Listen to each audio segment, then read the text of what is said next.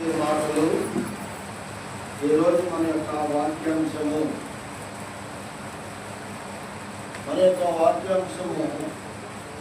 దేవుని కొరకు నీవేమి చేయించున్నాం. దేవునికి స్తోత్రం. దేవుని కొరకు నీవేమి చేయించున్నాం అనే మాట మీద ఈరోజు మన వాక్యాన్ని వినబోతూ ఉన్నాం. దేవునికి స్తోత్రం. మనం చదువుతున్నటువంటి మాటలను జాగ్రత్త గమనించినట్లయితే 2వ రాజుల గ్రంథము 5వ అధ్యాయము 1 నుండి 5 వచనాలు మనం చదువుకున్నాం. సమయాన్ని బట్టి సందర్భాన్ని బట్టి మన వాక్యంలో ముందుకు సాగుతామండి. అందరూ కూడా ఇంకా అటువంటి కదలకుండా జాగ్రత్తగా వాక్యాన్ని విన్నాం.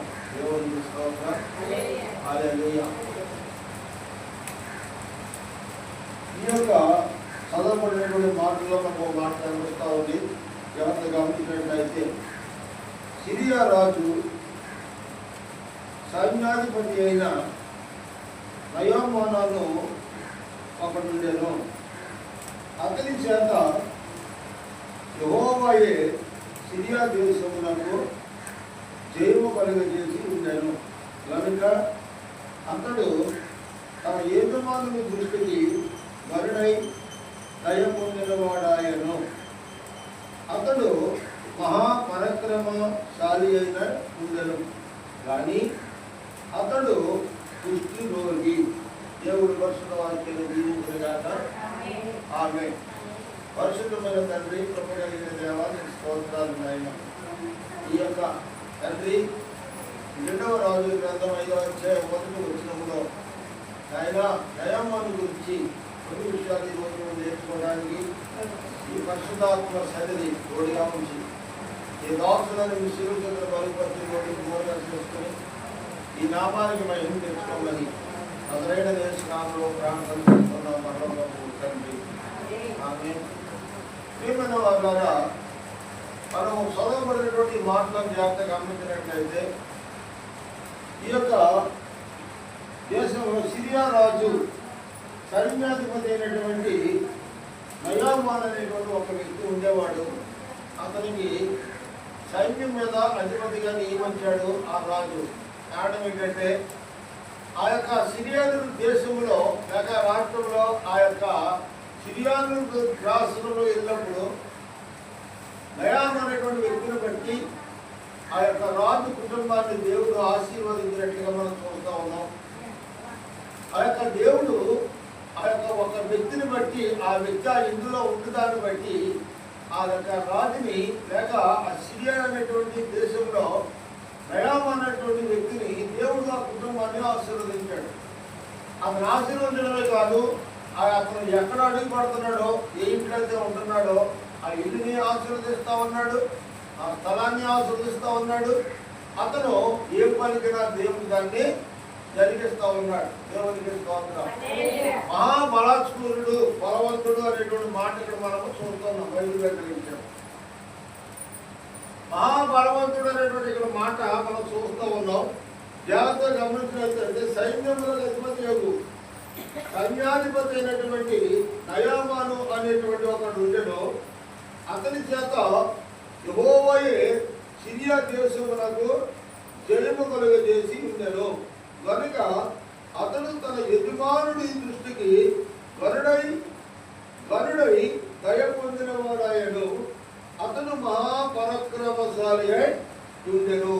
మహాపరాక్రమశాలి, యుద్ధ నైపుణ్యత కలిగిన వాడు, దైవభీతి కలిగిన వాడు, దైవభక్తి కలిగిన వాడు. అతను యుద్ధానికి వెళ్ళాడంటే జయం పొంది వచ్చేవాడు. అంటే దేవుడు అతనికి తోడైనంత దానిని బట్టి దేవుడు ప్రతి విషయంలో కూడా అతనికి తోడుగా ఉన్నాడు. కానీ సైన్యాధిపతి అనగా అతడు సైన్యానికి అధిపతి అనగా అతను ఒక హోం మంత్రి అనేటువంటి అర్థాన్ని ఇస్తూ ఉంది. ఇప్పుడైతే పోలీసులందరి మీద ఎలాగైతే హోమ్ మినిస్టర్ ఉంటాడో అలాగే సైన్యం అంతటికి కూడా ఒక అధిపతి అయినటువంటి వ్యక్తి. అతను పొమ్మంటే ఎక్కడికైనా యుద్ధానికి వెళ్ళాలి, మానమంటే మానాలి, అతను ఏం చేయమంటే చేయాలి, ఏం చేయొద్దంటే మానేయాలి. అటువంటి పౌరు కలిగినటువంటి వ్యక్తి.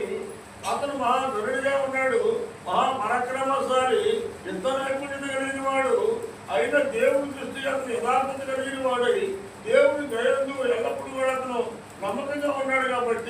ఆ రాజు యొక్క దృష్టికి ఇతడు గరుడాయను అని రాయబడి ఉంది. ఎందుకంటే ఇతను ఇంటికి వచ్చిన దగ్గర నుంచి అతని ఇల్లు ఆశీర్వాదకరంగా ఉంది, అతని ఇల్లు దీవెనకరంగా ఉంది.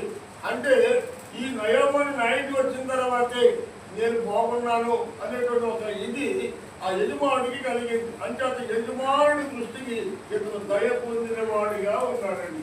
దేవునికి హల్లెలూయా.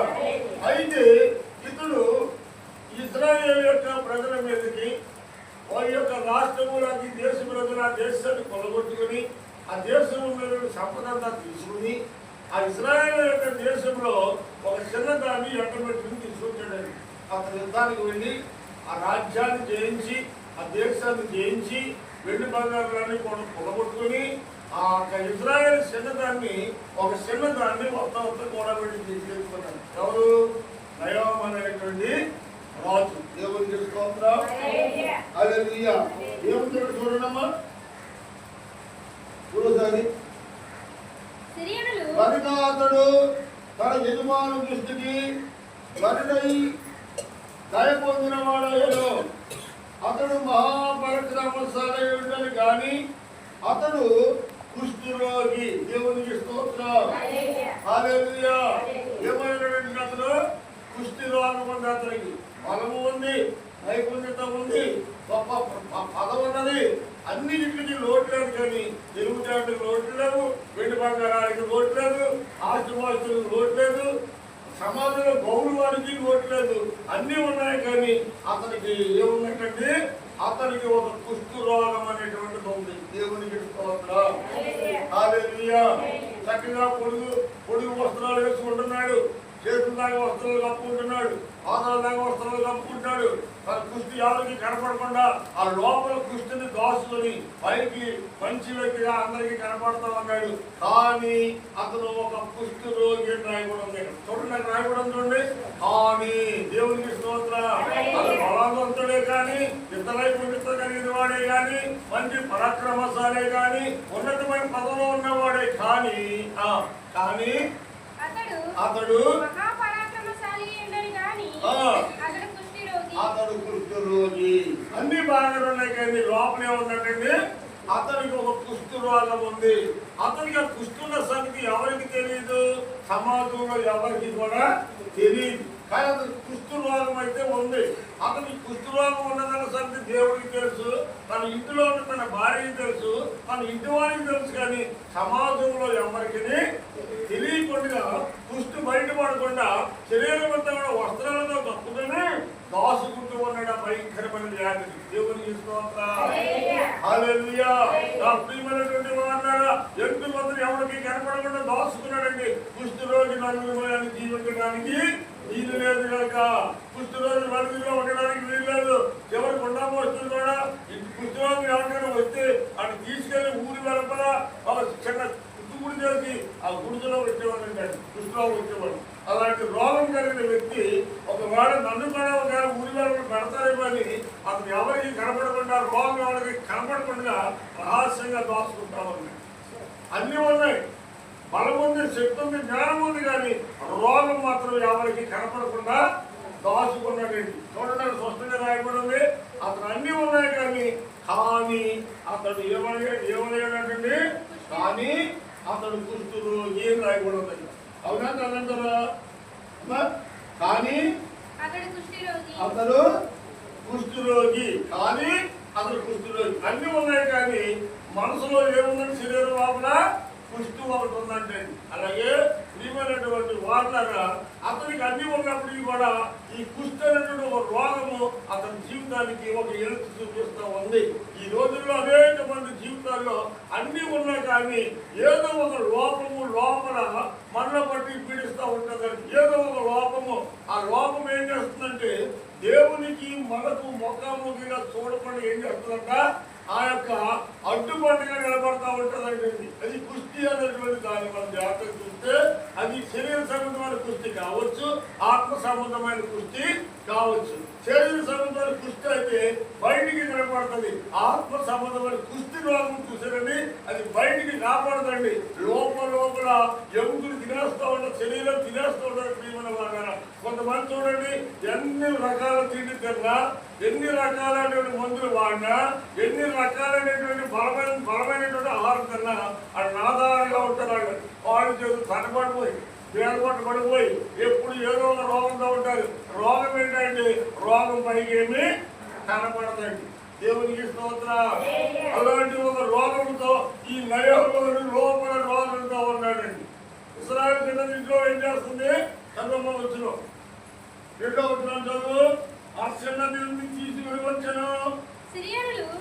గుంపులు గుంపులుగా బయలుదేరి వెళ్ళి ఇశ్రాయేలు దేశము మీదకి వెళ్ళి వారచ్చట నుండి ఒక చిన్నదానిని చెరగొట్టుకొని తీసుకుని లాగా అది నయామాను భార్యకి పరిచర్య చేస్తా ఉందండి. ఆ చిన్నది ఏం చేస్తుందంట? నయామాను ఇంట్లో తన భార్యకి పరిచర్య చేస్తుంది అని రాయబడింది. అంటే అంటు తోవడం కావచ్చు, లేదా నీటి తేవడం కావచ్చు, ఇంటి పని వంట పని చేయడానికి ఆ చిన్నదానిని తన భార్య చేతి కింద పనిగట్టిగా పెట్టినట్లుగా మనం చూస్తా ఉన్నాం. కానీ ఆ చిన్నది ఎక్కడి నుంచి వచ్చింది? ఎక్కడి నుంచి వచ్చిందో చిన్నది? ఇశ్రాయేలు చిన్నది అని రాయబడింది. అక్కడ జాగ్రత్త వాక్యాన్ని గమనించాలి. ఇశ్రాయేలు చిన్నదానిని చెరగొట్టుకొని తీసుకొని వచ్చి నయామాను భార్య అయినటువంటి ఆమెకు పరిచర్య చేయడానికి ఆమె చేతికి తగ్గించాడంటే ఎవరిని? ఇశ్రాయేలు యొక్క చిన్నదాన్ని. అయితే ఈ నయామానికి కుష్ఠరోగం ఉన్నట్టు సమాజంలో ఎవరికి తెలియదు, చుట్టుకునే వాడు ఎవరికి తెలియదు, ఇరుగు పొరుగు వాడికి తెలియదు, సమాజంలో తెలియదు. ఎవరికి తెలియకుండా రహస్యమైనటువంటి వ్యక్తి యొక్క ఈ రోగము ఆ ఇశ్రాయేలు చిన్నదానికి మాత్రమే తెలుసు. ఎందుకని? ఆ చిన్నదా ఇంట్లో పని చేస్తుంది కనుక తన భార్య ఎలా ఉంటుందో, తన భర్త ఎలా ఉంటాడో, లేక తన యజమానుడు ఎలా ఉంటాడో, యజమానుడు ఎలా ఉంటుందో, వాడి పిల్లలు ఎలా ఉంటారో, వాడి ఇంటి పరిస్థితి ఎలా ఉంటుందో ఎవరు జరుగుతుందంటే ఇంటిలో పనిచేసే అది మనిషికి తప్ప బయట వ్యక్తులకి ఎవరికి తెలియదు. దేవునికి స్తోత్రం. హల్లెలూయా. ఎంత బలవంతుడే, శక్తివంతుడే, శక్తి సామాన్యం కలిగిన వాడే. అయితే ఇశ్రాయేలు చిన్నదాన్ని ఇంటి పని నిమిత్తంగా తీసుకుని వచ్చి తన ఇంటిలో ఉండగా ఇశ్రాయేలు చిన్నది ఉదయాస్తమయముడు దేవునికి ప్రార్థన చేస్తాం. ఉదయాస్తమయముడు దేవునికి ప్రార్థన చేస్తా ఉంది. చెరపట్టుకుని వచ్చినటువంటి చిన్నది, చెరపట్టుకుని వచ్చినటువంటి చిన్నది ఇప్పుడు ఏముండాలి? పాపం ఉండాలి, వ్యాసం ఉండాలి. నా దేశాన్ని కొలవట్టుకొని, నా తల్లిదండ్రుల దగ్గర నుంచి, నా బంధువుల దగ్గర నుంచి, నా దేశం నుండి నన్ను చెరపట్టుకుని తీసుకుని వచ్చి ఏడింట్లో కన్నా దాస్యమైన పనిని చేయిస్తా ఉన్నారు. కాబట్టి ఏదో నాకు పనిలో పారిపోవాలి అని, ఏదో నుంచి దూరం వెళ్ళిపోవాలని చెప్పి కక్షలు కోరుతూ ఉంటుంది. కక్షలు అని వినోద భావాన్ని లోపల కలిగి ఉంటుంది. అలాంటి కలిగి ఉండవలసినటువంటి స్త్రీ ఆ యొక్క యజమానుడి యొక్క కుటుంబం కోసం ఏం చేస్తుందంటే ప్రార్థన చేస్తా ఉన్నాడు. దేవునికి హల్లెలూయా. తన శత్రువే కదండి, తన కుటుంబాన్ని తీసుకొచ్చిన వాడే కదా, తన కుటుంబాన్ని చెరగొట్టుకొచ్చిన వాడే కదా. ఆ ఇంట్లో పనిచేస్తూ ఈ నాశనాన్ని కోరడం మానేసి ఏం కోరుతుందంట? వాడి క్షేమాన్ని కోరుతుందండి. క్షేమాన్ని కోరి ప్రార్థన చేస్తా ఉంది. ఇశ్రాయేలు చిన్నదానికి ఉన్నటువంటి లక్షణం ఇక్కడ ఏంటంటే శత్రువుని కూడా మిత్రులుగా భావించి వాళ్ళ క్షేమాన్ని కోరి ప్రార్థన చేస్తా ఉంది. ప్రియమైన వాళ్ళారా, ఈ రోజు దేవుని పిల్లలమైన మనము ఆ ఇశ్రాయేలు చిన్నదాన్ని చూసి మన శత్రువుల కోసం కూడా మనం ఏం చేయాలంట? ప్రార్థన చేయాలి. శత్రువుల కోసం ప్రార్థన చేయాలి. శత్రువుల కోసం కన్నీరు చెప్పి పెట్టాలి. ఎవడో ఏదో చిన్న మాట్లాడాలని చెప్పి దాన్నే పీక్కుంటూ రాకుంటూ పక్కలో ప్రతీకారాలు వాడుకునేలా తెచ్చుకుని ఎవరో రోగం చివరికి మన యొక్క నోటి మాటలు బట్టి మన రోగాలు తెచ్చుకుని అనారోగ్యాలు పాలైపోయి బలహీనలు వేయడానికంటే అవన్నీ కూడా ఏం చేసిందంటే ఇశ్రాయేలు చిన్నది మర్చిపోయింది. చెరగొట్టుకొచ్చినటువంటి సంగతి, తన తండ్రిదండ్రులందరి నుండి తీసుకొచ్చినటువంటి సంగతి, తన దేశాన్ని కొడగొట్టిన సంగతి, తన వారిని చంపివేసిన సంగతి, ఈ పగ కార్పణ్యాలన్నీ కూడా వదిలిపెట్టేసి ఏం చేసిందంటే జీవము గల దేవునికి మోకాళ్ళు కొని కన్నీటి ప్రార్థన చేసింది. సొంతము నయామాలు ఇంటిలోనే ఉంది, కానీ నయామాలు ఇంటి వారి యొక్క ఆలోచన వేరు, ఇశ్రాయేలు చిన్నదాని యొక్క ఆలోచన వేరండి. నయామాని కుటుంబంలో ఆస్తిని బట్టో ఐశ్వర్యాన్ని బట్టో ఒకవాడిని ప్రార్థన చేస్తున్నారో లేదో నాకు తెలియదు, కానీ చిన్నదైతే మాత్రము కన్నీరు విడిచి ప్రార్థన చేస్తుంది. తన యజమానుడి కోసం ప్రార్థన చేస్తుందండి, కన్నీరు విడిచి ప్రార్థన శత్రువు కోసం ప్రార్థన చేస్తోంది. ఎందుకంటే ఈ శత్రువు అనగా దేవుడు చెర తీసుకొచ్చి ఈటిలో పనిచేసి ఉంటూ ఇప్పుడు అన్నం పడుతుంది కదండి, ఈ అన్నం తిన్న విశ్వాసానికి తన యజమానుడు బాగుపడాలి, నా యజమానుడు స్వస్థత పొందాలి అని చెప్పి కుష్ఠరోగం కోసము స్వస్థత ప్రార్థన చేస్తున్నాడు ఇశ్రాయేలు చిన్నది. ఈ చిన్నదే కానీ ఇశ్రాయేలు నుంచి వచ్చినటువంటిది, ఇది చిన్నదే కానీ దీని యొక్క ఆలోచన మాత్రం చాలా పెద్దదండి, దీని మనసు మాత్రం చాలా పెద్దదండి. చాలా మంది మనం చూస్తూ ఉంటాం, మనిషి చిన్నదే కానీ మనసు ఎన్నపోసంగా అంటాం, లోరి గయ్యాడే కానండి హృదయం మాత్రము ఎన్నపోస అంటూ ఉంటాం. ఎందుచేత ఈ విషయాలు చెప్తున్నారండి, ఇశ్రాయేలు చిన్నది క్షేమాన్ని కోరి వ్యాధి స్వస్థత కావాలని, అతను బాగుపడాలని, అతను శుభ్రంగా ఉండాలని తన యజమానుడి కోసము కన్నీరు విడిచి ప్రార్థన చేస్తూ ఉందండి. ఇశ్రాయేలు చిన్న దానిని చూసి మనం నేర్చుకోవాల్సింది ఏంటో తెలుసండి, మన కుటుంబం కోసమైనా మనం ప్రార్థన చేయాలి. శత్రువు కోసం ప్రార్థన చేస్తుంది ఇశ్రాయేలు చిన్నది, కనీసం ఈ రోజు నీ భక్త కోసమైనా ప్రార్థన చేయాలి, నీ పిల్లల కోసమైనా ప్రార్థన చేయాలి, నీ పిల్లల కోసమైనా కనీసం కొంత జనము ఉపవాసం ఉండి కన్నీరు గాడికి కనీసం 2 గంటల 3 గంటలైనా నీ కుటుంబం కోసము ప్రార్థన చేయాలి. కానీ 2-3 గంటలు ప్రార్థన చేయడానికి మనకు సమయం ఉండదు, కానీ ఈ లోకంలో గడపడానికి, ఈ లోకంలో సంపాదించుకోవడానికి, ఈ లోకంలో ఉన్న వాటి కోసం పోగులాడటానికి ఉదయం సాయంకాలం తయారు చెందాం, కానీ నీ భర్త కోసము, నీ పిల్లల కోసము, నీ భార్య కోసము, నీ అక్కశరీరం కోసము, నీ అన్నదమ్ముల కోసము, నీ అన్నదమ్ముల కోసము, నీ పిల్లల కోసము కనీసం 1 గంట ఇంట్లో ఉండి ప్రార్థన చేసే తీరిక నీకు నాకు ఈ రోజునే లేకుండా పోయింది. ఈ ఇశ్రాయేలు చిన్నదాన్ని చూసి మనం బుద్ధి తెచ్చుకోవాలి, ఇశ్రాయేలు చిన్నదాన్ని చూసి ప్రార్థన తెచ్చుకోవాలి. ఇశ్రాయేలు చిన్నది ఎలాంటి మనసు కలిగి ఉందో తన యజమానుడి పట్ల అలాంటి మనసు మనం కలిగి ఉండాలంటే ఈ ఇశ్రాయేలు చిన్నది మనము ఒక చిన్నదానిగా ఉండిపోవాలి. ఇశ్రాయేలు చిన్నదాన్ని కలిగినటువంటి మనసు మనము కలిగి ఉంటే, ఇశ్రాయేలు చిన్నదానికి కలిగినటువంటి ప్రార్థన మనము కలిగి ఉంటే, ఇశ్రాయేలు చిన్నదానికి ఉన్న మనసు మనకు రాదంటే ఖచ్చితంగా వస్తారు. ఇశ్రాయేలు చిన్నదానికి అన్ని ఉన్నాయి, కానీ ఉపవాసం ఉండి కన్నీటి ప్రార్థన చేస్తోంది తన యజమానుడు కుష్ఠరోగం తగ్గాలి అని. దేవునికి స్తోత్రం. హల్లెలూయా. ఈ రోజుని ఎంతమంది ఆత్మీయ కుష్ఠరోగాలతో ఉన్నారండి, దేవుడు అంటే ఇష్టత లేకుండా, దేవుడు అంటే భయం లేకుండా, దైవ సన్నిధికి దూరంగా ఉంటూ ఈ అశాశ్వతమైనటువంటి లోకం కోసమే అంతమైపోయి లోకం కోసము ఇయాలంటే రేపు మట్టిలో కలిపోయి ఈ శరీరం కోసము మనిషి ఎంత పోగులాడుతున్నాడండి. ఉదయం మధ్యరాత్రి వరకు ఎంత సంపాదించినా మనిషి జీవితానికి తృప్తి అనేటువంటిది లేదు, మనిషి జీవితంలో సంతోషమైనటువంటిది లేదు, మనిషి జీవితంలో నెమ్మది అనేటువంటిది లేదు. ఆస్తి ఉంది కానీ, ఐశ్వర్యం ఉన్నది కానీ, నైపుణ్యత ఉంది కానీ, ఈ నయమాన వలె అన్ని ఉన్నాయి, కానీ లోపల అంతరంగంలో ఒక కుస్తీ మనిషిని తిరిగేస్తూ ఉంటాడు. దేవునికి స్తోత్రం. అదే ఈ లోక సంపదలు సంపాదించాలి. ఎప్పుడు సంపాదించకపోతే ఎప్పుడు సంపాదించా, వయసులో ఉన్నప్పుడు ఆ లోపల సంపాదించకపోతే వయసు అయిపోతే మీరు ఎక్కడ సంపాదించగలుగుతారు? ఎంతసేపు సంపాదన సంపాదన సంపాదన ఈ జ్ఞానం కోసం బ్రతుకుతున్నాం, కానీ అయ్యో నా కొరకు నా ప్రాణం పెట్టిన నా యేసు, అయ్యో నా కోసము, అయ్యో తన ప్రాణాన్ని పెట్టిన యేసు, అయ్యో నా కొరకు ఎంత కొడుతున్న యేసు, నా కొరకు సినిమాలో వేలాడిన యేసు వరకు నేను ఏం చేయగలుగుతున్నాను? నా యేసు కలిగి నా యేసు చేసినటువంటి పనులు కనీసం ఒకటైనా నేను చేయగలుగుతున్నానని ఎవరికి వాడిగా ఈరోజు మనము పరిశీలన చేస్తున్నాం.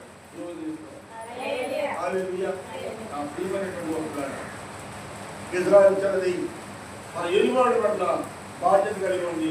రక్షించబడిన నీవు రక్షణ అనేది నీ కుటుంబం కోసము బాధ్యత నువ్వు ఎంతవరకు కలిగి ఉంటున్నావో నిన్ను నీవు పరిశీలన చేసుకోవాలి. నిన్ను గురించి నువ్వు ఆలోచించు. నీ పక్కల గురించి వద్దు. నీ భర్త రక్షణ ఎందుకు లేదు? ఎందుకు రక్షించబడలేకపోతున్నాడు నీ భర్త?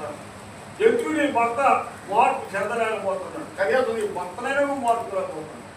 నీవైన దేవుని బిడ్డ నశించిపోతున్నారు ప్రజలే, రక్షణ లేక నశించిపోతున్నారు. ఎంతమంది ఈ రోజుని నాశనానికి పడిపోతున్నారు, ఎంతమంది పడి రోడ్డు మీద యాక్సిడెంట్తో చచ్చిపోతూ ఉన్నారు, ఎంతమంది ఈ రోజుని ఊసల కింద పడిపోతున్నారు, ఎంతమంది ఈ రోజుని రకరకాలుగా నాశనం అయిపోతున్నారు. ప్రియమైన వాళ్ళు నాశనం అయిపోతున్న వారి కోసం నీకు నాకు భారం లేకపోతే రక్షణ లేని వారికి ఎక్కడి నుండి వస్తారు? రక్షణ లేని వాడు ఎప్పుడు కూడా మన నాశనానికి పడతారు కానీ మన సంతోషాన్ని మన క్షేమాన్ని వాడు మన క్షేమాన్ని కోరేవాడు కాదు. ఈరోజు దేవుని నమ్ముకున్న నీవే ఇశ్రాయేలు చిన్నదాన్ని చూసి బుద్ధిని జ్ఞానాన్ని తెచ్చుకొని తన యజమాని కుటుంబం కోసము ఉపవాసముని కన్నీటికి ప్రార్థన చేసింది. తన రక్త సంబంధి కాదు, తన బంధువు కాదు, తన స్నేహితుడు కాదు, కానీ అయినను ఆమె తినేటప్పుడు మెదిలిన విశ్వాసంతో ఏం చేసిందంటే ప్రార్థన చేసింది. దయామాని కోసం ప్రార్థన చేసింది. ప్రియమైన దేవుడు ఆమె ఒక చిన్నది, ఆ ఒక చిన్నది ప్రార్థన చేస్తా ఉంది. ఈ మూడో మాట కూడా చూద్దాం. దేవుడికి ఇస్తూ రాజు గ్రంథం 5:3 ఒకసారి చూడమ్మా. అది అంతగా చిన్నది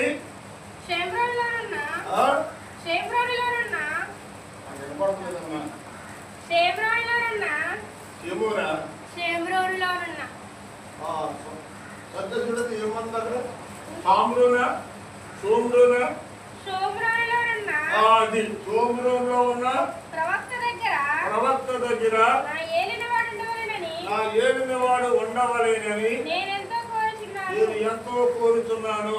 అతడు నా ఏలిన వారికి కలిగినటువంటి కుష్ఠరోగాన్ని అతడు బాగు చేయనని తన యజమానురాలితో అనెను. దేవునికి స్తోత్రం. హల్లెలూయా. ప్రార్థన చేస్తోంది. ఒకరోజు తన యజమానురాలితో అంటుంది, ఏమనో తెలుసా అమ్మగారు, అయ్యగారు శరీరం అంతా కుష్ఠరోగంతో బాధపడుతున్నారు కదా, సమాజానికి తెలియకుండా కప్పుపుచ్చుకుంటున్నారు, మంచిదే. ఇంట్లో మీకు తెలుసు, నాకు తెలుసు. సృష్టిని సృష్టించినటువంటి ఆయన కలగజేసినటువంటి దేవాది దేవుడికి కొన్ని తప్పలేము కదా తల్లి. అంచేత షామ్రోన్లో ఒక ప్రవక్త ఉన్నాడు. ఆయన దగ్గరికి వెళితే ఆయన ప్రార్థన చేస్తే నా యజమానుడు బాగుపడతాడు తల్లి, నా యందు దయ ఉంచి ఒక్కసారి నీ యజమానుడిని ఆ షామ్రోన్లో ఉన్నటువంటి ఆ యొక్క ఎవరన్నా ప్రవక్త దగ్గరికి ఒక్కసారి వెళ్ళమని చెప్పండి అమ్మగారు. ఎంత శ్రద్ధ కలిగిందండి. తన యజమానురాలు యొక్క భర్త కోసము ఎంత శ్రద్ధ కలిగి ఉంది. ఆయన కుష్ఠరోగం పోవాలని ఎంత ఆశపడతా ఉంది.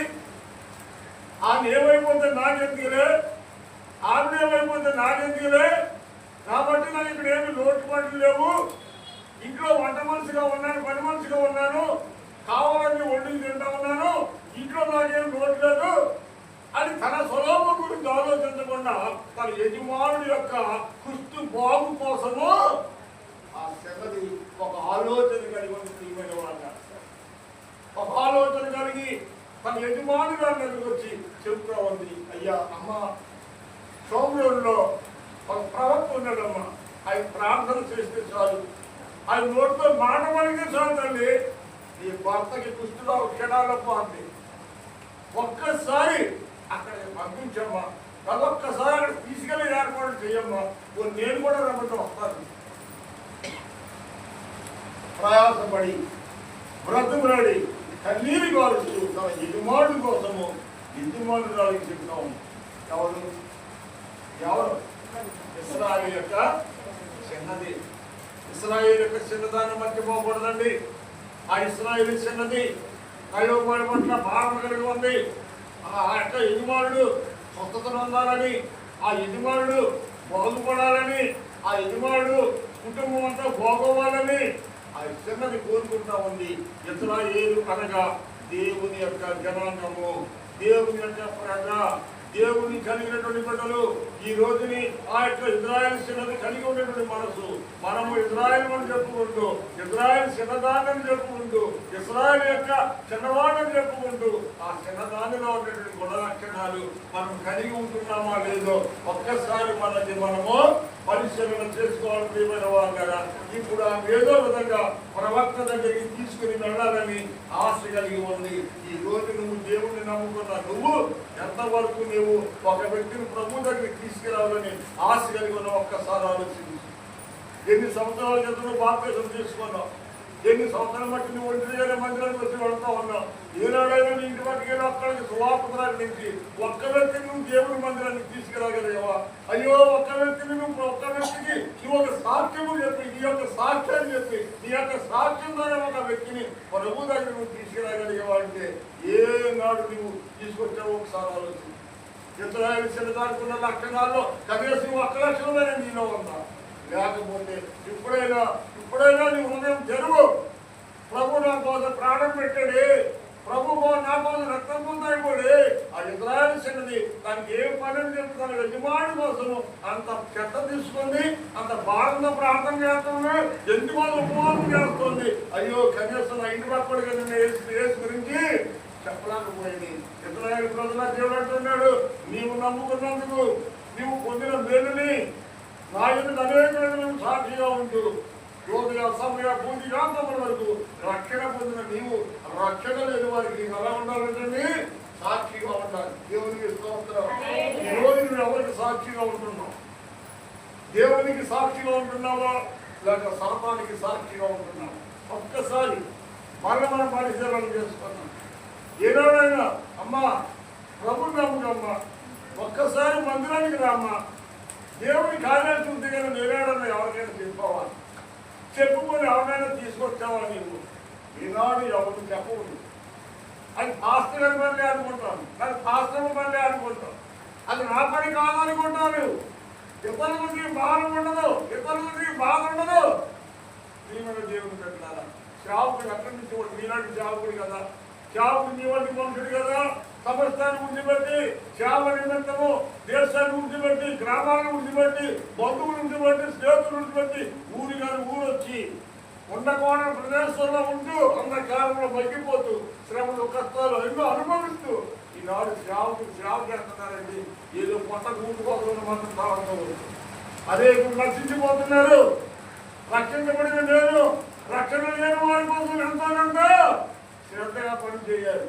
అది ఆలోచన కావాలి. అది ఆత్మీయంగా ప్రార్థనలు కలిగితే ఆత్మీయమైన ఆలోచనలు, ప్రార్థనలు లేదనుకోండి ఆత్మీయ ఆలోచనకు మొదలుగా ఇవ్వతే ఏంటండి శారీరక సంబంధమైన ఆలోచనలు వస్తూ ఉంటాయి. దేవునికి హల్లెలూయా.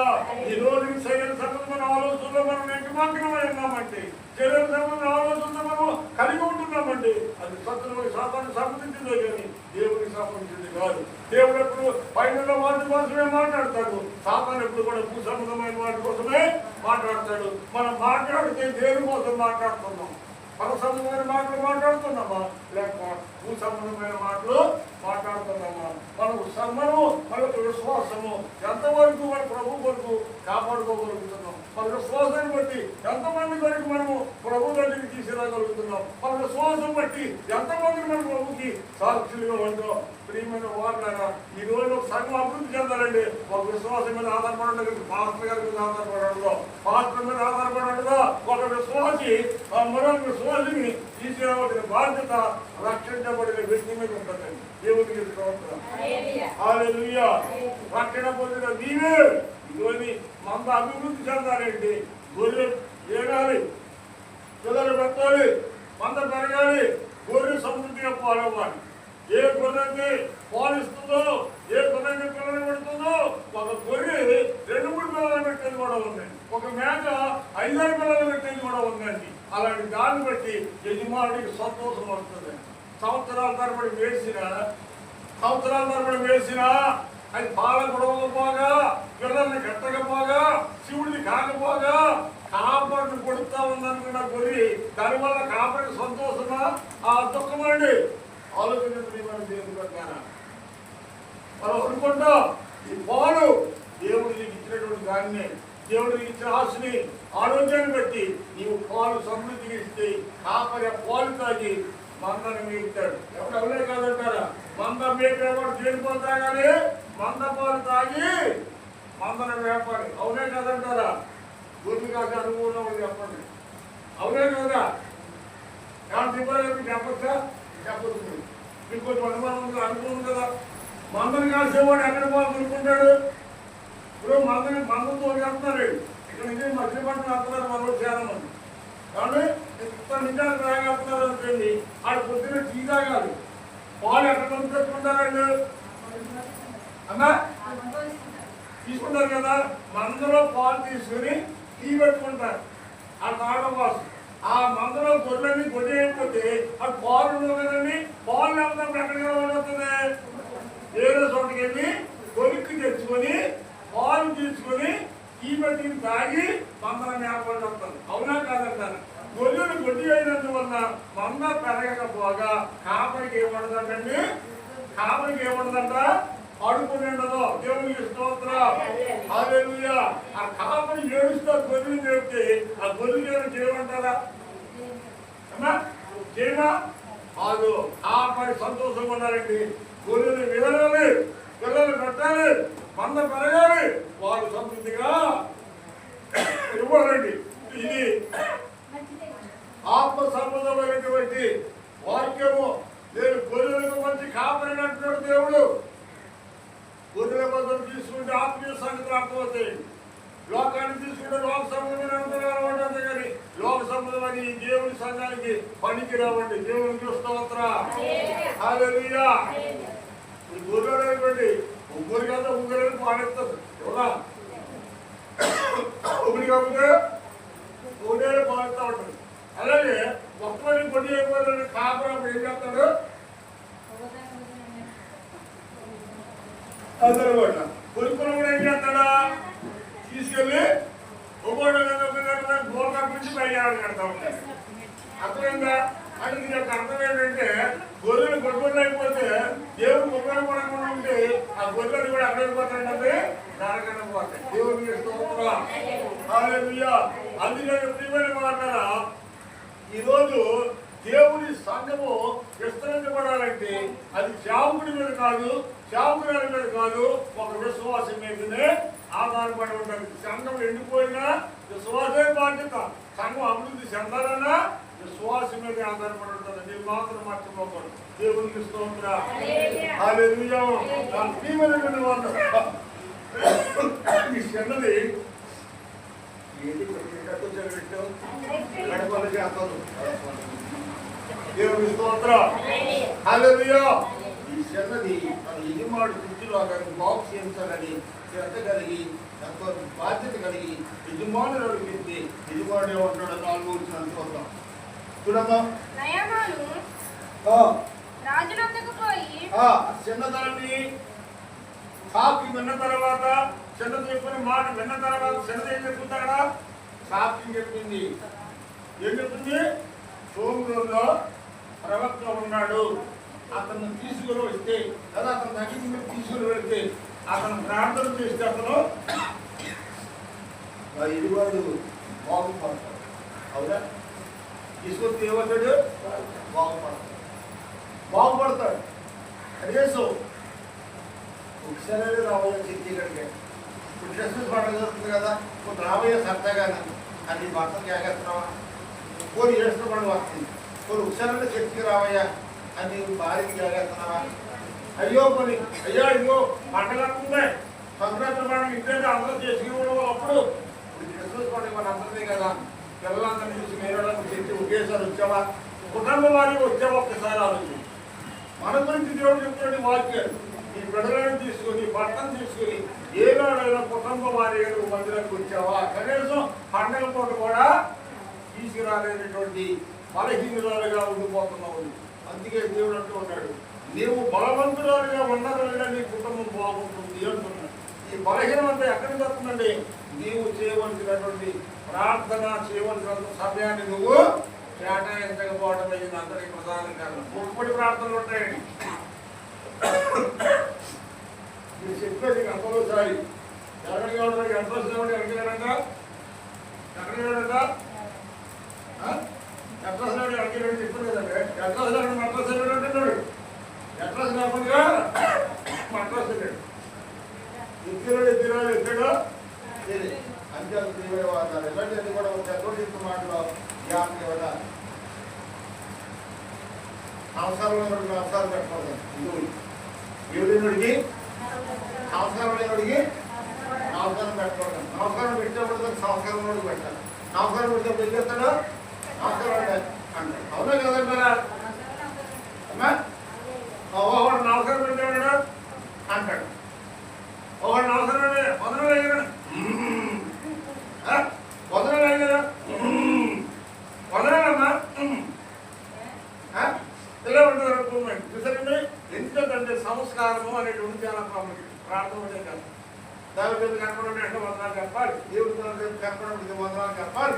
అది సంస్కారం అంటారు. సంస్కారము నమస్కారం అంటారు. నమస్కారం వందనాలన్నా అంటారు. రెండు అంచేత మన అంటే ఒకరికొకరు కలుసుకున్నాం అనేది ఏం చెప్పుకోమన్నా ఎక్కువ చూడే కదా అది కాదు. ఎక్కువ వస్తుంది ఏం చెప్పాలంట? వాళ్ళు మ్యాటర్ వస్తుంది. పిల్లలు ఏం చెప్తారా? చెప్పు. బళ్ళు వ్యవస్థ ఏం చెప్తారు? ఏం చెప్తారంట?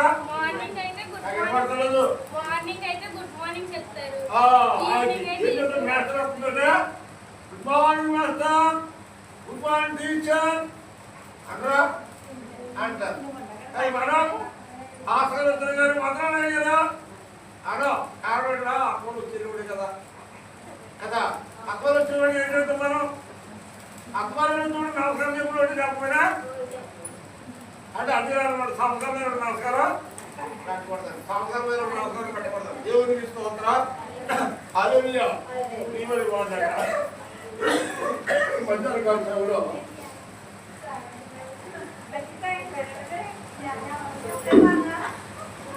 మధ్యాహ్నకాల సమయంలో మరో మాట చెప్తాను. ఇజ్రాయేల్ సంగతి ఏం చేసిందమ్మా? సాక్షి చెప్తున్నారని ఇజ్రాయేల్ సంగతి సాక్షి చెప్పిన తర్వాత చదువు.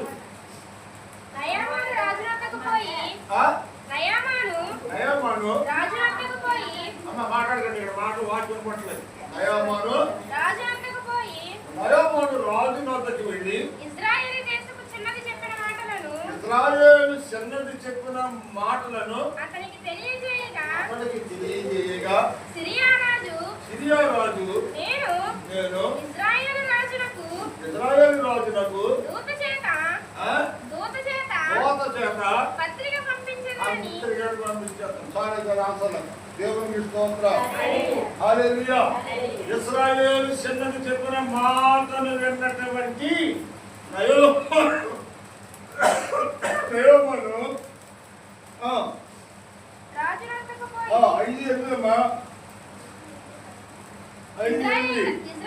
5:8 ఏముందంటే ఇజ్రాయేల్ చిన్నదా చెప్పినటువంటి మాట విని నిజంగా ఈ చిన్నది సోములలో ప్రవక్త ఉన్నాడు, అతను ప్రార్థన చేస్తే నేను స్వస్థతను అందుకుంటాను, నేను బాగుపడతానని తన మనసులో విశ్వసించాడు. ఎవరు చెప్పిన మాట? ఎవరు? ఆ ఇందులో తన ఇందులో ఉన్నటువంటి 10 మంది చెప్పిన మాట యజమానుడు బాగా అర్థం చేసుకున్నాడు. ఎప్పుడైనా 10 మనిషి మాట యజమానుడు వింటాడా? యజమానుడు మాట 10 మనిషి వినాలా? 10 మనిషి యజమానుడు మాట వినాలి. కానీ ఈ చిన్నదాని ప్రవర్తన, నోటి మాట, ఈమె యొక్క భక్తి కుటుంబం అందరికి ఏమైందంటండి చక్కగా నచ్చి ఆ చిన్నది మన క్షేమాన్ని కోరే కదా చెబుతుంది, మన మేలు కోరే కదా చెబుతుంది అని తన వాదాన్ని పక్కన పెట్టాడు. తన వాదాన్ని సైన్యాధిపతిని నేను, నీవు నా ఇంట్లో 10 గట్టిగా ఉన్నదాను, నీ మాట వేయడం ఏంటని కనిపించలేదు. కానీ తన యొక్క ఉన్నతమైన పదవును పక్కన పెట్టి తనను తాను తగ్గించుకొని ఇజ్రాయేలీయులంత ప్రేమతో మాట్లాడుతున్న మాటలను ఈ యొక్క యజమానుడు అర్థం చేసుకుని ఏం చేశాడు తెలుసా? ఈ చిన్నది చెప్పిన మాటల్లో ఏదో సత్యము నాకు కనబడతా ఉంది, ఈ చిన్నది చెప్పే మాటలో నాకు ఒక సత్యము నాకు అర్థమవుతా ఉంది. ఈ చిన్నది నన్ను ఏం కోరుకోలేదు, దాని వ్యక్తిగా బాగలేదు, నేను శనపట్టుకుని తీసుకొచ్చాను కాబట్టి నా ఇంట్లో నమ్మకస్తురాలుగా ఉంది, యథార్థవంతురాలుగా ఉంది, మా క్షేమాన్ని పేరు ప్రార్థన చేస్తామని చూస్తున్నాను. అయినా ఈ రోజుని నాకున్న వ్యాధి ఎవరికి తెలియదు. కానీ ఆ వ్యాధి ఏంటో నా ఇంట్లో పనిచేసేటువంటి ఆ చిన్నదానికి తెలుసు కనుక అయ్యా నీ రోగంలో ఉండటం నాకు చాలా బాధగా ఉందయ్యా. ఈనాడు భార్య కూడా అనేటువంటి మాట ఆ చిన్నదాన్ని నోట్లోకి వచ్చింది. యజమానుడు ఎంతో సంతోషపడుతున్నాడు. ఏనాడు నా భార్య నోటి నుంచి కూడా ఈ మాట రాలేదు. అటువంటిది మా ఇంట్లో ఒక చిన్నదాని ద్వారా ఇతరాని చిన్నదాని ద్వారా ఈ మాట పలికింది కనుక ఈ మాట ఎందుకో దైవమే, ఆ దేవుడే ఈ చిన్నదానిలో ఉండి నాతో మాట్లాడుతున్నాడు అనిపిస్తుంది. అందుచేత నేను చిన్నదాని మాట పుచ్చుకుని నేను అక్కడికి వెళ్తాను. దేవుడికి చిన్నదాన మాట విన్నాడు. వినయము దీంతో బాధ్యత విన్నాడు. ఆ వాదనలో మనం ఉంటే మనం వింటామా? అలాంటి వాదన మనకు ఉంటే మనం వింటామా? ఎలాగ పోగా తీసుకొని చేతల్లో పడాలి. ఇంటి బొట్టుకెట్టి నేను కాలు అలాంటి పక్కన పెట్టాడు. ఆస్తి పాస్తులు ఐశ్వర్యాన్ని తన యొక్క పదవులు పక్కన పెట్టాడు. ఒక సామాన్యమైన మనుషుడిగా ఆ చిన్నదాన్ని తీసుకుని ఇతరాలు చేసేది వచ్చాడు. వస్తా ఏం పట్టుకుంటాడు చూద్దామా? చూడమ్మా 5 సార్లు చూడు. వస్తా వస్తా ఇశ్రాయేలు రాజు ఇజ్రాయేలు ప్రవక్త చూడు 25 అమ్మా. 5 ఏముంది? నేను ఇశ్రాయేలు రాజునకు దూత చేత పత్రిక పంపించగలని ఆజ్ఞ ఇచ్చాను. దొరిక అతడు 20 మణుగుల వెండియు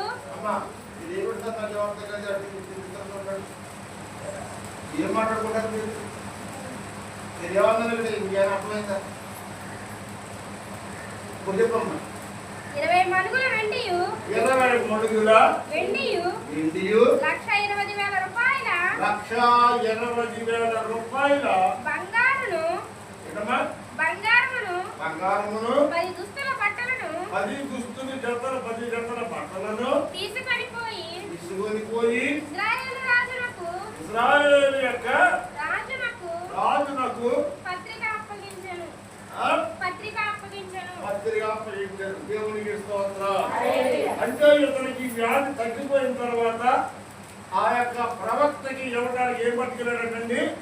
10 దుస్తుల బట్టలు, 1,20,000 రూపాయల బంగారము, తర్వాత ఇంకా కొన్ని సామాగ్రి అన్ని కూడా పట్టుకుని వెండి కూడా పట్టుకొని వెళ్ళాడండి. ఉద్యోగం బాగా గమనించండి. ఈ వ్యాధితో పాటు ఆస్తిని కూడా కొంత బహుమతులు కూడా పట్టుకొని ఆ దేశానికి వెళ్ళాడు. వెళ్ళిన తర్వాత అక్కడ ఒక ప్రవక్త ఉన్నాడు. ఆయన పేరు ఎలీషా. దేవునికి స్తోత్రం. హల్లెలూయా. ఇశ్రాయేలులో ప్రవక్త ఉన్నాడని 5:8 రాయబడి చూడము సార్. 5:8 ఇశ్రాయేలు రాజు తన వస్త్రములను చింపుకొని చింపుకొనిన సంగతి దైవజనుడైన ఎలీషాకి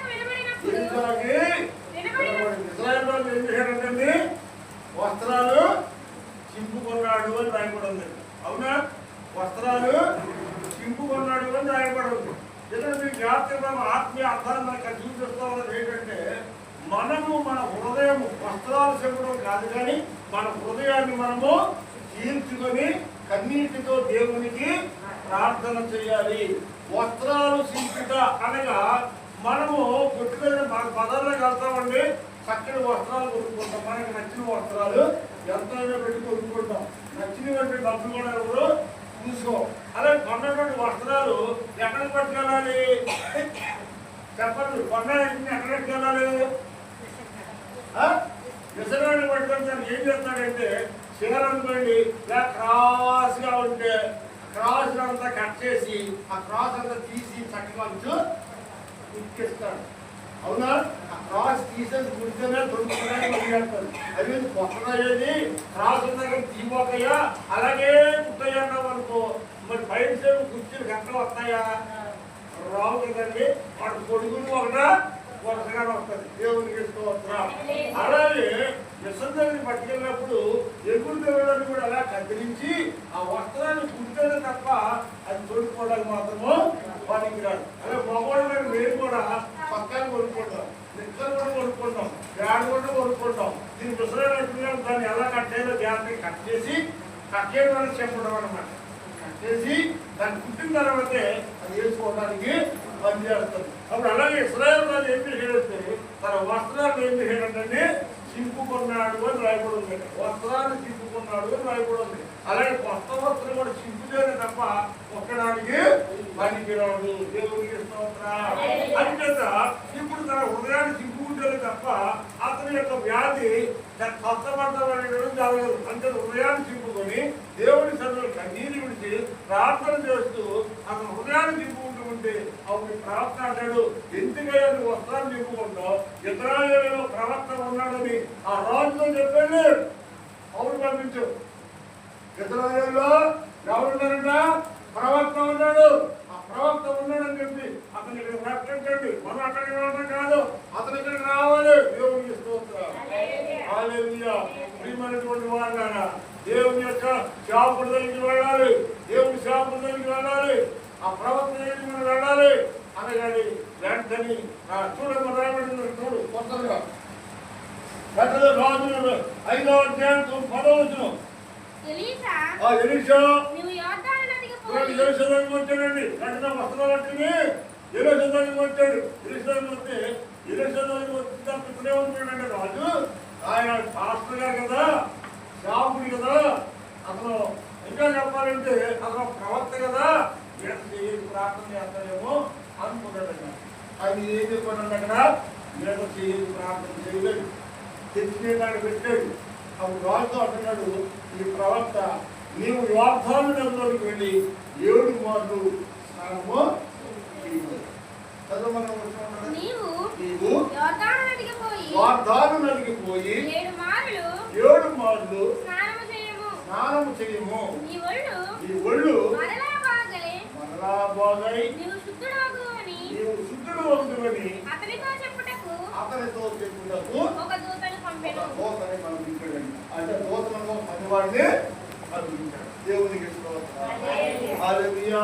ఎక్కడ కనపడ్డాడు? ఇప్పుడు వాగ్దాన నదిలోకి వెళ్ళి 7 మార్లు నువ్వు స్నానం చేస్తే నీవు శుద్ధుడవుతావు, నీ వ్యాధి ఆ వాగ్దాన నదిలో పోతుంది అన్నాడు. వాగ్దాన నది కంటే గొప్ప నదులు మా ప్రాంతంలో కూడా ఉన్నాయి. వాగ్దాన నదిలో పోవడం కోసం అక్కడ నుండి ఇక్కడ దాకా రావాల్సిన అవసరము లేదు. అందుకని ఇప్పుడు నర్సరపడి ఎలా ఉంటుందండి, అక్కడ గోదావరి పట్టణంలో ఉంటారు, అక్కడి నుంచి వస్తారు. అయ్యా వెళ్ళి అక్కడ దేవుడు నా ముందురా అంటే ఈ దేవుడు అంటే గొప్పది మా నర్సాపురం గోదావరి గొప్పదయ్యా, మా నర్సాపురం కంటే ఈ దేవుడు గొడవడం గొప్పదా అదే మనసు మనకు కూడా బరువు. అలాంటి మనసు అతను కూడా కనియాడో తెలుసా? యోర్దాను నది కంటే గొప్ప నదులు మాకు ఉన్నాయి. ఆ యోర్దాను నదిలో తిరగడానికి ఇక్కడ దాకా రావాలా? నీవేదో చెయ్యేసి ప్రార్థన చేసి ఏదో మంత్రాలు చదివి నా రోగాన్ని వస్తుందంటావు. నేను వచ్చాను ఇక్కడికి, నువ్వేమో మరి యోర్దానాన్ని కనబట్టావేంటి? చాలు చాలు ఊరుకోవాలని చెప్పి ఈ రాజు రౌతుడు అయిపోయాడు. ఎవరి మీద? దయామణి మీద రౌతుడు అయిపోయాడు. దయామణి దృష్టిలో ఉన్నాడు. చెందలాడుతుంది. అయ్యా ఈ క్యాబర్ కూడా నీకేం అడగలేదు కదా అయ్యా, ఇది వెండి అడిగాడా, బంగారం అడిగాడా, నువ్వు పట్టుకెళ్ళి అతను అడగలేదు కదా. అయ్యా 7 మార్లు వాగ్దానంలోకి వెళ్ళి పొలమన్నాడు అంతే కదా, దానివల్ల మీకు నష్టమేమి లేదు కదా. అంతేత నయందరం నుంచి ఆ యొక్క ప్రవక్త చెప్పిన పని చేయండి అని చెప్పి ఇజ్రాయేల్ సంగతి బ్రతిమలాడుతాడు. 7 మార్లు బ్రతిమలాడితే ఇంట్లో చిన్నది ఇంత నమ్మకంగా చెబుతుంది కదా అని చెప్పి ఆ చిన్నదాన మాటిని 7 సార్లు గుడి లేచినప్పుడు ఏమైనా తర్వాత స్వస్థత కలిగింది. దేవుడికి స్తోత్రం. హల్లెలూయా. దైవమాను కుష్ఠరోగం స్వస్థపరచబడిపోవడానికి గల కారణము ఎంతకాలం వచ్చి ఎవరికి తెలియకుండా లోపల కూలిపోతూ లోపల వాయుని దోషుకుంటూ ఆ బయటికి మాత్రం పెద్ద పులి జాంబేరాన్ని చూపిస్తూ కాబట్టి ఎంతో జాంబేరంగా ఉన్నటువంటి ఈ యొక్క సైన్యాన్ని బట్టి ఇజ్రాయేల్ శత్రువుల ద్వారా తన వ్యాధి స్వస్థత అయింది, తన రోగం బాగుపడింది, తనలో వ్యాధన బాధలు అన్ని కూడా తొలగిపోయి ఈ రోజుని అమ్మయ్య నా జీవితంలో ఎన్నడూ లేనటువంటి సంతోషము, ఎన్నడూ లేనటువంటి ఆనందాన్ని, ఎంతవరకు దొంగ బ్రతుకు, రోత బ్రతుకు, మోసకరమైన బ్రతుకు బతికిన నేను నా వ్యాధి ఇతరులకు చూపించాలని ఎదిగేస్తానని భయపడి నా వ్యాధి ఎవరికి కనపడకుండా వస్త్రాలతో కప్పుకొని దొంగ బ్రతుకు బతికిన నన్ను ఈ రోజుని స్వతంత్రంగా బతికేటువంటి బతుకు నాకు ఇచ్చింది. నా ఇంటిలో పనిచేసినటువంటి ఇశ్రాయేలు యొక్క చిన్నదే. ఈ రోజు నాకు స్వస్థత పొందడానికి కారణం ఆ చిన్నదే. ఈ రోజు నేను ఆయన బాగుపడటానికి కారణము ఆ చిన్నదే. ఈ రోజు నేను సంతోషంగా ఉండడానికి కారణము ఆ చిన్నదే. ఇస్రాయేలు చిన్నదానికి 2 చేతులకి నమస్కారం చేయాలనేటువంటి తలంపు ఈ రోజు సైన్యాధిపతికి వచ్చింది. వయసు చిన్నదే కానీ ప్రవర్తన చాలా పెద్దది. ఆమె ఆత్మీయ ప్రవర్తన కలిగినటువంటి వ్యక్తి, అనేక క్షేమాన్ని కోరిన వ్యక్తి, అనేకులు బాగుపడాలని కోరుకున్న వ్యక్తి కనుక ఈ రోజు పెద్ద పెద్ద మహానుభావులు కూడా భూమి అక్కడికి నమస్కారం చేసి మనిషి కారణం కనుక ఆమెలో ఉన్న భక్తిని బట్టి కనుకని ఆమెలో ఉన్న నిర్ణయము విజేత మాదిరి ఆమె నోటి మాట ఆమె క్రియ ఆమె యొక్క ప్రవర్తన ఒక వ్యక్తిని మరి ఏ దేవుడి దగ్గరికి తీసుకుని వచ్చి ఒక వ్యాధిని స్వస్థపరచబడడానికి కారకురాలైందండి ఆ ఇజ్రాయేలు యొక్క చిన్నది. దేవుడికి ఒక వ్యాధిని స్వస్థపరచడానికి, ఒక పాపపు రోగాన్ని పోగొట్టి, ఆత్మీయ రోగములు పోగొట్టి అతని దేవుని బిడ్డగా మార్చడానికి ఎంతో ప్రయాసపడింది ఇజ్రాయేలు యొక్క చిన్నది. ఆ ఇజ్రాయేలు చిన్నది ప్రభు కోసము ఎవరిని సంపాదించిందంట? కుష్ఠులో జరిగినటువంటి ఒక నయామాన్ని సంపాదించిందంట. మరి ఈ రోజు నువ్వు ఎవరిని సంపాదించావు? నువ్వు ఎవరిని సంపాదించవు? నీ భర్తను సంపాదించు ప్రభు కోసం. కనీసం మళ్ళీ క్రిస్మస్ వచ్చినప్పుడు నీ భర్తకి మార్గం వచ్చి ఏర్పాటు చేయి. నువ్వు శక్తివంతంగా ప్రార్థన చేయను, కన్నీటి ప్రార్థన చేయి, ఉపవాస ప్రార్థన చేయి. నీ భర్త ఇంటి మారడం, నీ బిడ్డని మారడం నేను చూస్తాను. అలా మారడం నడు రోడ్డు నా కాలు క్లాస్ పడుతుంది. మారతారు, శ్రద్ధ తీసుకోవాలి. మొక్కుబడి ప్రార్థన కాదు, నామకార్థన ప్రార్థన కాదు. ఈ భర్త కోసము ఉపవాసం ఉండు, కన్నీరు కావచ్చు. ఈ భర్త కోసం సత్యం రాకుండా నిన్ను నువ్వు సమర్పణ చేసుకో. ప్రభు నా భర్తకు రక్షణ కావాలి, నా భర్తకు రక్షణ ఇస్తావా? నన్ను కూడా నువ్వు తీసుకో. నా భర్తకు లేని రక్షణ నాకేం చేయాలి? పోరాడు ప్రార్థనలో, పోరాడుతో ప్రార్థన చేయి, కన్నీటితో ప్రార్థన చేయి, రోగంతో ప్రార్థన చేయి. ఆ గంటకుండా టీవీ పక్కన పాడేయండి. టీవీ మీద కూర్చొని టైం వేస్ట్ చేసి ప్రార్థన సభ్యమంతా కూడా దొంగిలిస్తూ ఉన్నారు. మీరు ఈరోజు టీవీ ప్రార్థన చేయకుండా సాధారణలో నివాసం వేసాడు టీవీ లోపల ఉంది. ఈరోజు అనేక మంది కుటుంబాల్లో ప్రార్థన లేకపోవడానికి ప్రధానమైన కారణము టీవీలో వచ్చే సీరియల్లే ప్రార్థన సమయాన్ని తగ్గించేయడానికి కారణం. దేవునికి స్తోత్రం. మీరు తిట్టినా కొట్టినా మీరు ఏమనుకున్నా పర్వాలేదు కానీ నేను ఉన్నట్టే సత్యాన్ని సత్యంగానే వాక్యాన్ని బోధిస్తున్నాను తప్ప లేనిపోయిన కల్పన కథలు చెప్పి మిమ్మల్ని నవ్వించి మిమ్మల్ని గుప్పించి ఈ తోడు ఇచ్చేవాడు దేవుని పట్టిపోదాం, ఏదో వేయించేవాడు 2 పోదాం అని ఎప్పుడు కూడా మీ గురించి చెడు ఆలోచనలు రాలేదు. అలా వస్తే దేవుడు నన్ను నిత్యంగా చిక్కించను కాదు. దేవునికి స్తోత్రం. హల్లెలూయా. గత పొల్లు అవసరం అండి. గట్టి గింజలు కొంచెం వేస్తారు, గట్టి గింజలు పొల్లు వేస్తారు. మీరు అనుకుంటున్న సగం చిన్నసాగా మరి గట్టి గింజలు కొంచెం వేస్తారు. పొల్లి ఎంతో ఎన్ని పడతానన్నా గాలి వేస్తే ఎగిపోతుంది. దేవుడు కోరుకునేది పొల్లి కదండి, గట్టి గింజలు కావాలని కోరుకుంటున్నారు. ఇవాళ వ్యవసాయం చేసే రైతు కూడా మరి గాలి మంతా కూడా పట్టుకొని వచ్చిన తర్వాత ఎగరబోతాడు. ఎందుకో తెలుసా? పొల్లంతా కేటాయించడం కోసం. దేవుడికి పొల్లక్కర్లా, ఉన్న 4 ఆకులైనా గట్టిగా ఉంటే చాలు, ఉన్న 4 గంటలైనా పాలిచ్చే ఉంటే చాలు, ఉన్న 4 గంటలైనా పిల్లలు పెట్టే ఉంటే చాలు. పిల్లలు పెట్టినవి పాలని కొట్టి కోరి ఉంటే అంటే లేకపోతే దేవుని పెట్ట ఈ యొక్క మధ్యాహ్న కాల సమయంలో ఇలాంటి భారాన్ని కలిగి ఉండాలని దేవుడు కోరుకుంటా ఉన్నాడు. ఈరోజు అయ్యా మన పుస్తకం బాగుపోయింది. అతను డబ్బుని బట్టి కాదు, అతను ఓదాన్ని బట్టి కాదు, అది పేరు పెట్టేదాన్ని బట్టి కాదు. కానీ ఒక ఇజ్రాయేలు చిన్నది చేసిన ప్రార్థన, చెప్పిన సాక్ష్యాన్ని బట్టి ఏమైపోయింది? స్వస్థత పొందాడు, బాగుపడ్డాడు. ఇలాంటి కార్యాలు ఇజ్రాయేలు చిన్నది శాస్త్రం ఉందన్నాడు. దేవునికి స్తోత్రం. అంతే ఉంటాయి. అయ్యో ఇలాంటి దేవునికి స్తోత్రం. హల్లెలూయా. ప్రియమైనటువంటి వారు కదా, ఇలా దేవుడి కోసం నువ్వు ప్రయాసపడితే, దేవుడి కోసం కష్టపడితే, నువ్వు సిద్ధపడి, నువ్వు బలపడి ఎవరో ఒక్కరి ప్రభు కోసం సంపాదించి నువ్వు ఎలా ఉంటావో ఒకసారి చూద్దాం. అది కూడా దానియేలు గ్రంథం 12వ అధ్యాయంలో 3వ వచనం చదువు ముగి చేసుకున్నాం. కూడా అవుతారా బైబిల్ చదువు కదా అమ్మా, బైబిల్ చదువు. దానియేలు గ్రంథము కార్యగ్రంథం 3వ అధ్యాయం 12వ అధ్యాయం 3వ వచనం.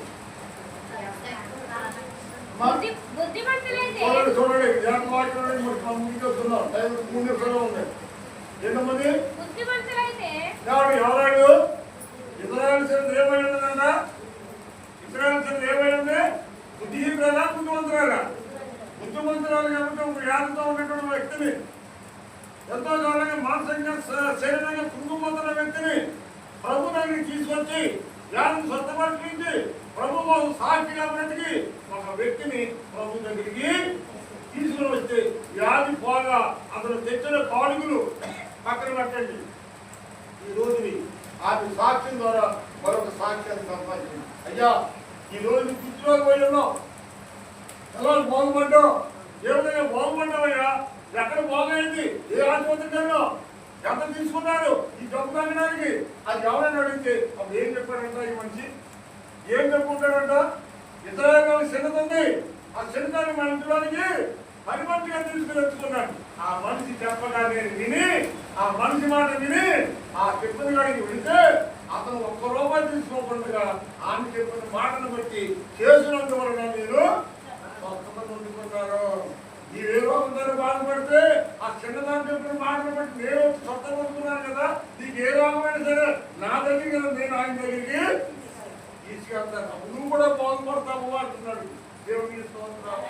ఒక వ్యక్తి ద్వారా మరో వ్యక్తి బాగుపడితే ఆ బాగుపడిన వ్యక్తి మరో వ్యక్తిని తీసుకుని ప్రభు దగ్గరికి వెళ్తే ఆ వ్యక్తిని బట్టి వ్యక్తి గారికి వచ్చేది ఎంతమంది అయ్యారంట? ఎంతమంది అయ్యారంట? 3 అయ్యారు. బాగా జాతి తర్వాత 3 అయ్యారు. ఒక వ్యక్తి బాగుపడితే ఒక వ్యక్తి ప్రభు దగ్గరికి వస్తే ఆ వ్యక్తిని బట్టి 3 వ్యక్తులు ప్రభు దగ్గరికి వస్తే ఇలా 10 మంది ప్రభు దగ్గర ఉంటే 13 ఎంతమంది వస్తారండి? 30 మంది వస్తారు. 30 40 మంది, 43 120 మంది. సంవత్సరం తిరిగి వచ్చేటప్పటికి చర్చి ఎంత వృద్ధి చెందింది. కానీ 30 సంవత్సరాలు వచ్చినా 300 సంవత్సరాలు వచ్చినా ఆ 10 మంది ఉంటున్నామండి. ఈ గొర్రెలు ఏమైపోయింది? గొర్రెలు మాట్లాడలేదా? గొర్రెలు అయిపోయింది. వారు అయిపోయింది. అంతేదా భర్తను అభివృద్ధి పడతారు. ఇప్పుడు గొర్రెలుగా పిల్లలుగా ఇశ్రాయేలు సంగతి మీరు చదివినట్టు ఆలోచించండి. ఇశ్రాయేలు సంగతి ఒక ఆత్మ ప్రభు కోసము సంపాదించింది. ఆ ఇశ్రాయేలు సంఘాన్ని బట్టి మనం ఎన్నో పాఠాలు నేర్చుకోవాలి. ఆ ఇశ్రాయేలు సంఘాన్ని స్థానంలో నీవుంటే కనుక నీ కుటుంబం ఎలా ఉంటుందో ఒకసారి చూద్దాం. చదవండి. బుద్ధిమంతులైతే ఆకాశ మండలంలో జ్యోతులను పోలిన వారై నిత్యము ఏం చేస్తారట? ప్రకాశిస్తూ ఉంటారు. నిత్యము ఏం చేస్తారమ్మా? నక్షత్రాలు ఏం చేస్తారు? నిత్యము ప్రకాశిస్తూ ఉంటారు. అలాగే బుద్ధిమంతులైతే ఎల్లప్పుడూ ప్రకాశించుతూ ఉంటారు అని రాయబడింది. ఆమె బుద్ధిమంతురాలు కనుక ఆమె ప్రార్థనలో ప్రకాశించుతూ ఇంతసేపు కాసేపట్ట ఉన్నటువంటి వ్యక్తిని ప్రభు దగ్గరికి తీసుకొచ్చి మరో దీపాన్ని వెలిగించగలిగింది. ఈ రోజు ప్రభు సన్నిధిలో నీవు ఒక దీపంగా ఉన్నటువంటి వ్యక్తిని అనేకమంది దీపాలు వెలిగించే వ్యక్తిగా ఉంటాను. కానీ సాతాను వేసే గాలికి ఆరిపోయే దీపంగా ఉండకూడదు. దేవునికి స్తోత్రం. హల్లెలూయా.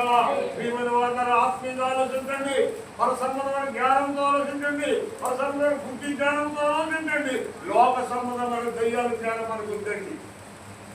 ఆమె బుద్ధిమంతులైతే ఆకాశ మండలంలో నిరంతరము ప్రకాశించుతున్నా జ్యోతుల వలె ఉంటారు. జ్యోతులుగా ప్రతిఫలించబడుతూ ఎదుగుతూ ఉంటే అనేక మంది చేరిన వాళ్ళు ఆ ఎదిగికి వస్తారండి. అంటే నీవే ఒక జ్యోతిగా ఉండాలని దేవుడు కోరుకుంటున్నాడు. నీవే నీ ఇంటికి అతిగా ఇంటికి వెళ్ళాలి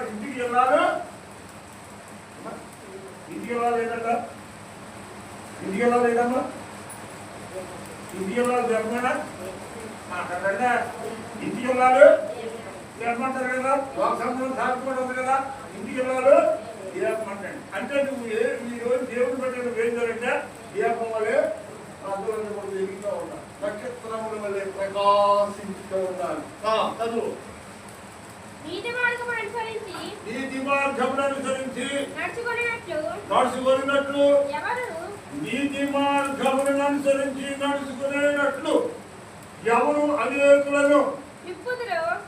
అనేకులకు దేవుని వైపుకు తిప్పుతురు ఎవరైపు చెప్పాలంట? టీవీల వైపు కాదండి, టీవీల వైపు కాదా. అంటే అక్కడ రమ్మని అక్కడ చెప్పడం, ఎక్కడ రమ్మని ఇక్కడ చెప్పడం, అటు ఇటు లోపల తిప్పేవాడు ఇంటికి కాదు మనది.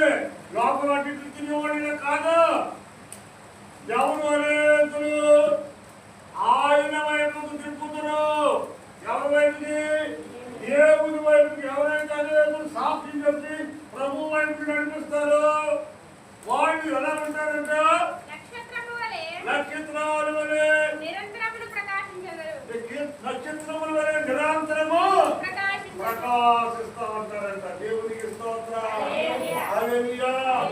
ఎవరు అనేకులు ప్రభు మోసం సంపాదిస్తారు, ఎవరు అనేకులు ప్రభు కొరకు పనిచేస్తారు, ఎవరు అనేకులు కొరకు నశించిపోతున్న ఆత్మపడ్డ భారతలు పరాంతరం చేసి పెట్టడం ప్రభు దగ్గర తీసుకొస్తారు. వాళ్ళు నిత్యము నిరంతరం కూడా ప్రకాశించుతున్నా ప్రకాశించుతున్నా చూడు, బైబిల్ చూడు మాటలతో ప్రకాశించుతున్నా. అది చూడండి, చూడైపోయింది. ఇప్పుడు ఇక్కడ ఏమొచ్చిందండి? నక్షత్రము వచ్చింది. దేవునికి స్తోత్రం. హల్లెలూయా. యేసు దగ్గరికి తీసుకెళ్ళింది ఏంటి? నాన్నని యేసు ప్రభు దగ్గర తీసుకెళ్ళింది ఏంటి? నక్షత్రము. అవునా? ఎక్కడ దాకా తీసుకెళ్ళింది? యేసు అయితే ఎక్కడైతే ఉన్నాడు అక్కడ దాకా తీసుకెళ్ళి అక్కడ ఆగింది. ఆ నక్షత్రాన్ని నేను ఏం చేశానంట? వ్యాపారించారు అని రాయకూడదు. ఆ నక్షత్రం నువ్వే కాదు. దేవునికి స్తోత్రం. హల్లెలూయా. ఏం కావాలనుకో నువ్వు? ఆ ఇశ్రాయేలు చిన్నదే నక్షత్రము. ఆ ఇశ్రాయేలు చిన్నదాను నీవే. ఆ ప్రకాశించే నక్షత్రం నీవే. ఈ కుటుంబాన్ని ప్రభు దగ్గరికి తీసుకెళ్ళవలసిన బాధ్యత ఈ నక్షత్రం దేవుడు పెట్టాడు. దేవునికి స్తోత్రం. హల్లెలూయా. హల్లెలూయా. యేసు దగ్గరికి తీసుకొచ్చిన నక్షత్రం, జ్ఞానులను యేసు దగ్గరికి తీసుకొచ్చిన నక్షత్రం. ఈరోజు నీ కుటుంబం చీకటిలో ఉంటే, చీకటిలో ఉన్న నీ ప్రజలను ఇక్కడ దేవుని మందిరానికి తీసుకురావాల్సినటువంటి ఒక నక్షత్రముగా నీ ఉండాలంటే నీ వెలుగుతూ ప్రకాశిస్తూ ఉండాలి. నీ వెలుగుతూ ఉండాలంటే ఈ దీపం ఏముండాలి? ఏముండాలి? పరిశుద్ధాత్మని నూనె ఉండాలి. నూనె లేకుండా దీపము ఎలాగదో ప్రమిదలో నుంచి ప్రమిదట్టు వచ్చి నువ్వు వచ్చేసి నూనె పడకుండా దీపం వెలిగిస్తావా? ఎరుగుతుంది ఎలాగదా? నువ్వు వెలిగించబడాలంటే నీలో పరిశుద్ధాత్మని నీరు చూడండి. సాగుతుంది ఇది 23వ కీర్తన అంటాడు, నా గిన్నె నిండి నా తల అంటి ఉండగా, నా తల అంటి ఉన్నామంటున్నాడు దేవుడు. దేవుడు అంటాడు, దేవుడు అంటాడు పరిశుద్ధాత్మ అభిషేకమైన నూనెతో తల అంతా కూడా జలమయమైపోయాడు. పరిశుద్ధాత్మను నీరుతో నింపబడింది. చూడండి 23వ కీర్తన కొత్తగా చూడమ్మా. కీర్తన 23 నా గిన్నె నిండి ఏమవుతుందంట? నా గిన్నె నిండి